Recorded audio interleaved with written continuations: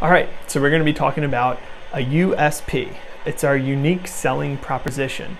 And this is really what I feel like when someone asks me what we do, it's pretty much what I always tell them in one way or another. So you don't have to be very specific and say, you know, our USP, but this is the core essence of what we do to help people. And it's what I truly believe changes who we are from anyone else. You know, it's what makes us unique.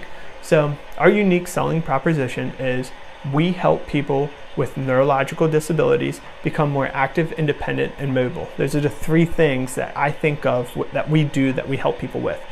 Become more active. We are an activity-based therapy program, so we work with people out of their wheelchairs. We get people in positions to challenge them, to challenge their core stability, to challenge their strength, to challenge their endurance. So we're all about becoming more active.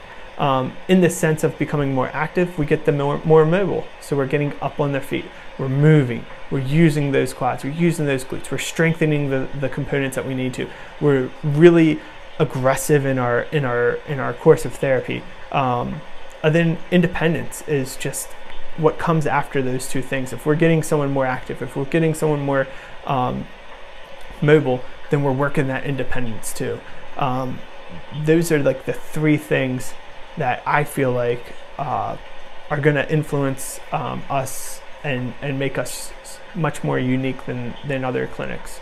So when we talk about telling somebody about our unique selling proposition, obviously I'm not going to call it a USP, and obviously I'm not going to say, well, we help people with neurological disabilities become more active, independent, and mobile. So really what it's looking like is when someone asks what makes us different than somebody else, I like to say, well, you know, let's say it's Mary, our ideal client that has maybe multiple sclerosis. She has a couple kids, and she's been in her wheelchair for 1.5 years.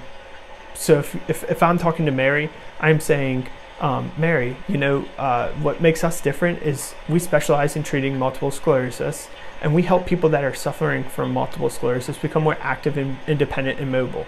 Then I tell her about that. You know, active, we get everybody out of their wheelchairs. We don't treat anybody in their wheelchairs. Mobile, we're getting you up, we're getting you moving, we're practicing walking. We're not compensating for things that you've lost. We're trying to get back the things that you've lost. We're focusing on those specific muscles that are acting up. We're not compensating for those muscles. Now, if it gets to the point of compensation and compensatory techniques, of course we're going to go down that road.